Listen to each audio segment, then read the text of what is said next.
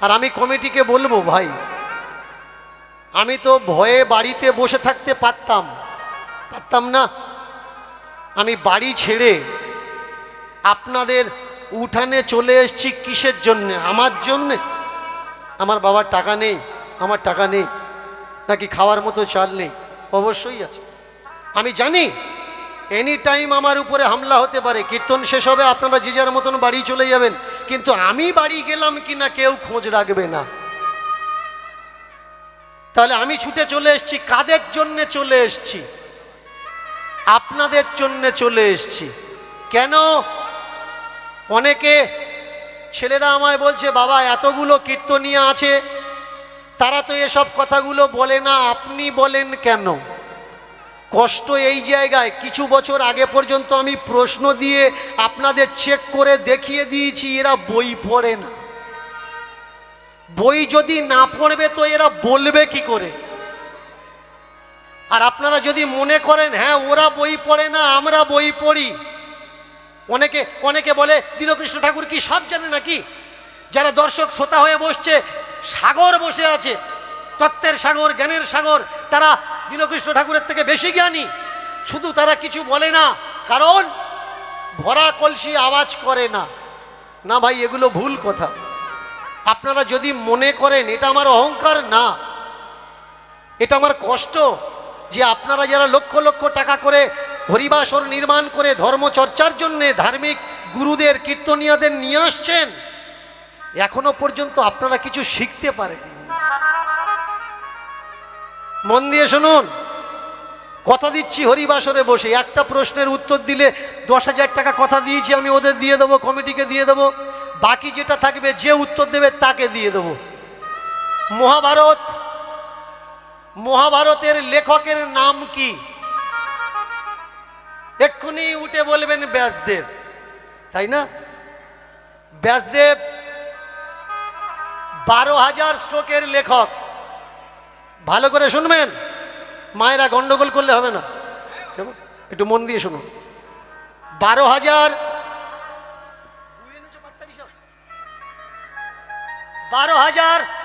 শ্লোকের লেখককে ব্যাসদেব। বৈশম্পায়ন এই 12,000 থেকে করে কত? 24,000। প্রথমে হয় 8,800 শ্লোক। ভালো করে মন দিয়ে শুনবেন, 8,800 শ্লোক ব্যাসদেব বৃদ্ধি করে 12,000 হয়। বৈশম্পায়ন ইনিও একটা ব্যাস, তিনি এই শ্লোকগুলো বাড়িয়ে লেখেন 24,000। এরপরে বর্তমান 1 লক্ষেরও বেশি। তাহলে 8,800 শ্লোকের যে মহাভারত, ওই মহাভারতের লেখক ব্যাসদেব, কিন্তু বর্তমানে যে 1 লক্ষ শ্লোকের লেখা মহাভারত, একটু উঠে আমায় বলবেন তার নামটা, যে এই মহাভারতের লেখক কে? কষ্ট কোন জায়গায় জানেন? ওরা আপনাদেরকে মূর্খ বানিয়ে রাখতে চাচ্ছে, যাতে আপনারা প্রশ্ন করা ভুলে যান, যাতে আপনারা জানার জন্যে দিশাটা ঘুরে যান। একটা হচ্ছে বিশ্বাস, আর একটা হচ্ছে অন্ধবিশ্বাস। অন্ধবিশ্বাস কি? তুমি আমার রক্ষা করবে, তুমি আমার রক্ষক, এটা হচ্ছে অন্ধবিশ্বাস। আর বিশ্বাস কি? তুমি তো আছো আমি জানি, কিন্তু তারপরে আমি আমার রক্ষার ব্যবস্থা করব। ওরা শেখাচ্ছে আপনাদেরকে অন্ধবিশ্বাস। আর দীনকৃষ্ণ ঠাকুর কি তুলে দিচ্ছে? বিশ্বাস। আজকে সোশ্যাল মিডিয়ায় এসছে একটা অপরাধজনক ঘটনা ঘটেছে, ওই ঘটনাকে কেন্দ্র করে কেউ বলেছে মেরেছে, ঠিক হয়েছে, মারার দরকার। আবার কেউ বলেছে এমন ব্যবহার করাটা উচিত হয়। সমগ্র বিশ্ব জানলেও জেনেছে, কিন্তু ভেবে দেখুন তো, যে মহাপ্রভুকে ওরা খাতায় কলমে কৃষ্ণ বানিয়েছে, সেই মহাপ্রভুর সময়কালে কিন্তু কোনো ইন্টারনেট ছিল না, মোবাইল ছিল না। এক বাড়ির ঘটনা আর এক বাড়ি কেউ জানতেও পারত না, উপায় ছিল না। এক জেলা থেকে আর এক জেলা, এক রাজ্য থেকে আর এক রাজ্য খবর পৌঁছাতো না। ওই অন্ধকার সময়ে দাঁড়িয়ে মহাপ্রভু ঘৃণ্যমানের ব্রাহ্মণ্যবাদের বিরুদ্ধে মনুবাদের ভিতরে কথা বলেছিলেন। মনুবাদের বিপরীত কথা, যে আমার বাড়ির অনুষ্ঠানে সবাই একসঙ্গে বসে নিমন্ত্রণ খাবে। কিন্তু মনুবাদের নিয়ম মেনে চলা মানুষগুলো কি বলল? নিমাই কি করে হয়?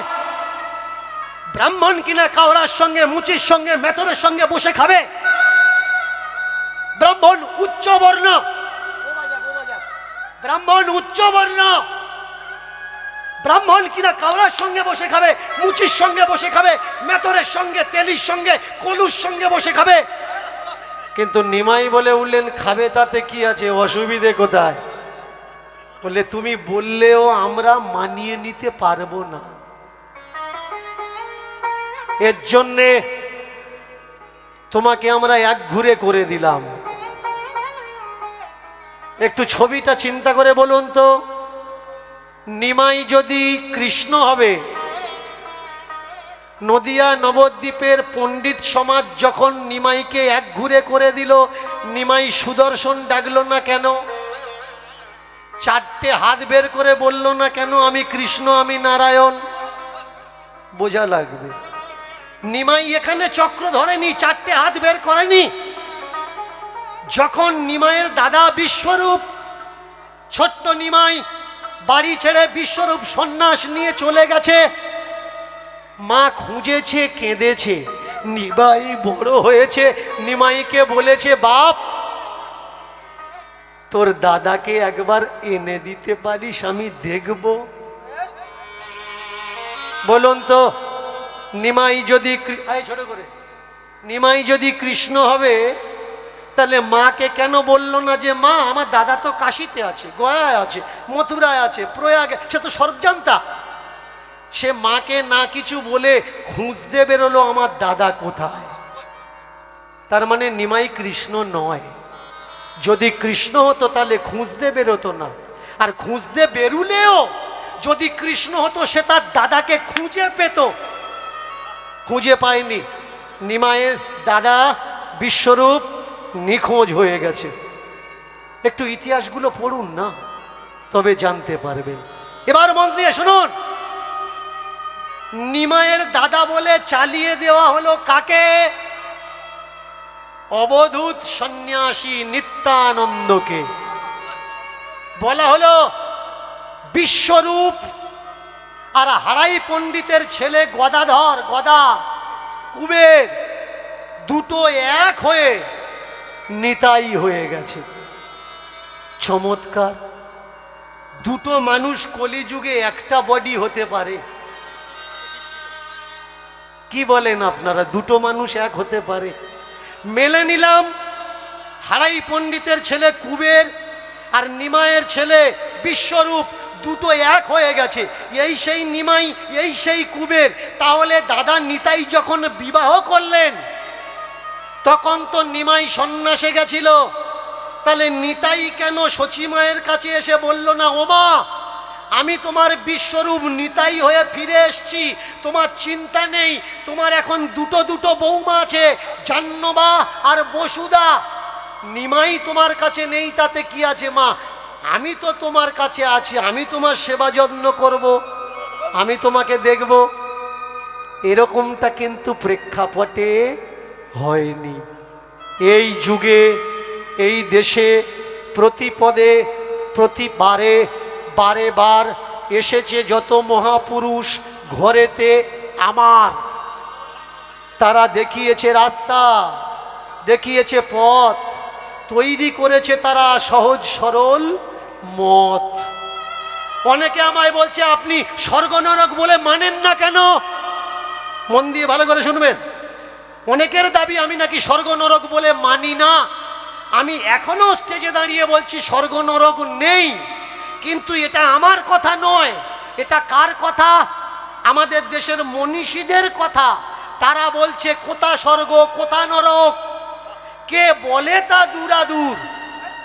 মানুষের মাঝে স্বর্গ নরক, মানুষের মাঝে সুরা সুর। তারা বলছে ভাই, আমি বলছি না।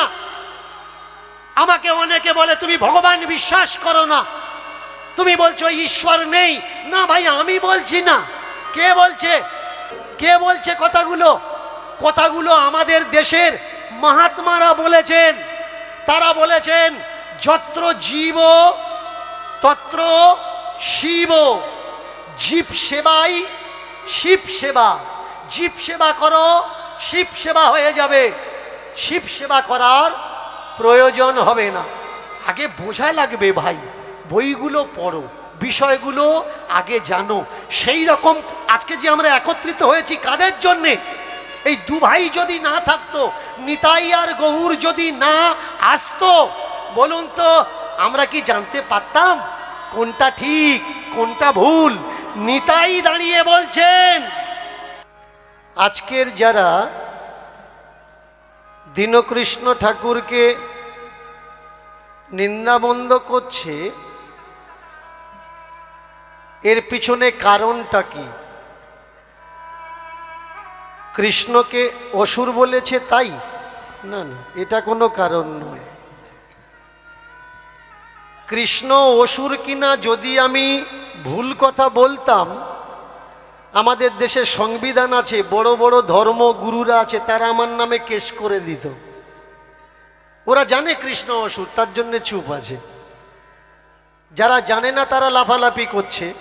বলুন আমাদের দেশে মঠ মন্দির নেই, সংস্থা নেই, তা আমার নামে একটা কেস এফআইআর লঞ্চ করছে না কেন? একটু বোঝা লাগবে বিষয়গুলো।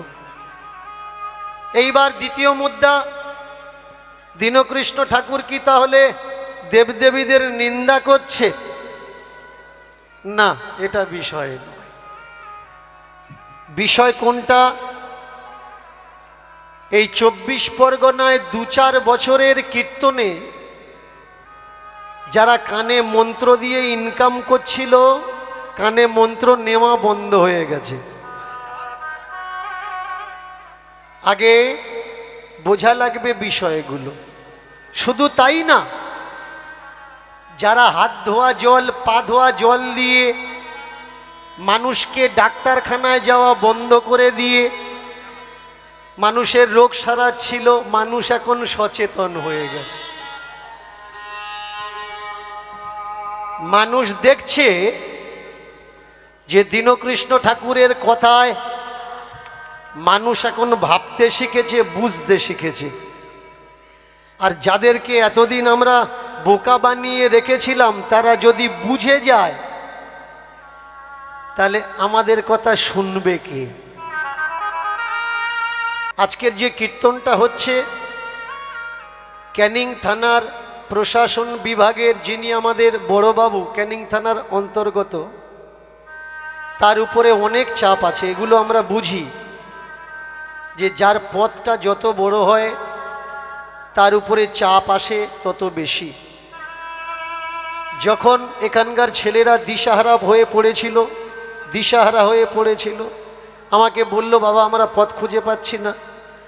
আমি তখন আমাদের সমাজকর্মী ভিন্ন ভিন্ন জনকে দিয়ে কল করালাম বিভিন্ন জায়গায়, আমাদের লোকাল এমএলএ, প্রধান, মেম্বার আর থানাতে। এত সুন্দরভাবে প্রশাসন এবং রাজনৈতিকের পদে বসে থাকা মানুষগুলো আমাদেরকে সাহায্য করে আজকে সুষ্ঠুভাবে এই কীর্তনের পরিবেশন করা। এই দেখুন আজকের এই ছেলে যেটা করলো, এর বিরুদ্ধে আমি যাচ্ছি। কি এগুলো করবেন না? কেন এটা করছেন? মাথা যদি নোয়াতে হয় বাবা মার পায়ে মাথা নোয়াবেন। আমি কে? আমি কেউ না। তো একটু বোঝা লাগবে, কেমন? কয়েকটা বিষয় না বললে নয়, আর কিছু মানুষের শুকরিয়া আদা করলে না করলে নয়। তাই তাদের কথা বলা লাগে। আজকের দেখুন এত চাপ থাকার সত্ত্বেও বড়বাবুর নির্দেশে থানা থেকে ছেলেরা এসে বসে আছে যাতে প্রোগ্রামের কোনো অসুবিধা না হয়। দীনকৃষ্ণ ঠাকুর এত বছর কীর্তন করছে, কখনো সমস্যা হয়নি, আজকের সমস্যা হয়েছে। কেন হয়েছে? কারণ সব ইউটিউবার নয়, কিছু ইউটিউবার যে কথা বললে নেগেটিভ থিঙ্কিংয়ের বিচার মানুষের ভিতরে যাবে সেইটুকু কেটে বারবার করে ইনকাম করার জন্যে মানুষকে দেখিয়েছে। আমি বলেছি কৃষ্ণ কোনো দেবতা নয়, কৃষ্ণ অসুর। ওই ইউটিউবার লিখছে কৃষ্ণ ভগবান নয়, কৃষ্ণ অসুর। নিতায়ের ধর্ম কি? নিতায়ের ধর্ম হলো ইচ্ছা যেখানে করছে, ইচ্ছা যেখানে করছে সেখানে তুমি যাও, যা খেতে ইচ্ছা তাই তুমি খাও, কিন্তু গৃহে বা বনেতে থাকো শুধু হরিগুণ গাও। বলে উঠলেন গৃহে বা বনেতে থাকো হরিগুণ গুণ ডাকো, গৃহ বা বনেতে থাকো হরিগুণ বলে ডাকো, গৃহ বা বনেতে থাকো হরি বলে বলে ডাকো, গৃহে বা বনেতে থাকো হরিগুণ গুণ ডাকো, গৃহ বা বনেতে থাকো হরিগুণ বলে ডাকো, হরি তোমার করবে করুণা, হরি তোমার করবে করুণা, হরি তোমার করবে করুণা, হরি তোমার করবে করুণা, হরি সবার পিতা সবার হরি মাতা, সবার পিতা সবার মাতা, হরি সবার পিতা সবার হরি মাতা, সবার পিতা সবার মাতা, সবার হৃদয়ে বসত করে সবার পিতা সবার মাতা, সবার হৃদয়ে বসত করে সবার পিতা সবার মাতা, হরি সব হৃদয়ে বসত করে সবার মাতা সবার পিতা, হরি সব হৃদয়ে বসত করে সবার মাতা সবার পিতা, একেবারে হরি নামে যত পাপ হরে, একেবারে হরি নামে যত পাপ হরে, একেবারে হরি নামে যত পাপ হরে, একেবারে হরি নামে যত পাপ হরে, কলি জীবের সাধ্য নাই তত পাপ করে, আর কলির জীবের সাধ্য নাই তত পাপ করে, ভাই কলি যুগের সাধ্য নাই তত পাপ করে, ও ভাই কলির জীবের সাধ্য নাই সে তত পাপ করে, হরি নামের এত ক্ষমতা, হরি নামের এত ক্ষমতা, হরি নামের এত ক্ষমতা, হরি নামের এত ও ক্ষমতা, ভাই বদন ভরে বলো সবাই হরি নামের এত ক্ষমতা, ভাই বদন ভরে বলো সবাই হরি নামের এত ক্ষমতা, একবার নিতাই বলো আর গৌর বলো, বাহু তুলে হরি বলো নিতাই বলো হরি বলো, বাহু তুলে হরি বলো নিতাই বলো গৌর বলো, বাহু তুলে হরি বলো। হরি নামের মতো নাম এই প্রেমের নাম, এ যে ভাবের নাম, এ যে ভক্তির নাম, এ যে রসের নাম, এ যে তত্ত্বের নাম, এমন নাম ভাই আর অন্য কোনো নাম নাই। খুশিতে বললে খুশি হয়, হাসিতে বললে হাসি হয়, যার বুকে ব্যথা আছে ব্যথাতে বলো নয়নের ধার হয়। কোমল গা, কোমল গা। ভুলে গেলে হরি ভবের মাঝে এসে, ছোট্ট ছোট্ট করে ভুলে গেলে হরি তুমি ভবের মাঝে এসে দুহাত বাড়িয়ে ডাক দিলেন দুটি ভাই, পাপি তাপি আছিস যত কাঙাল, চলে আয়, এসেছে তোদের তরে দুটি ভাই, নিতাই গৌর প্রেমের দয়াল।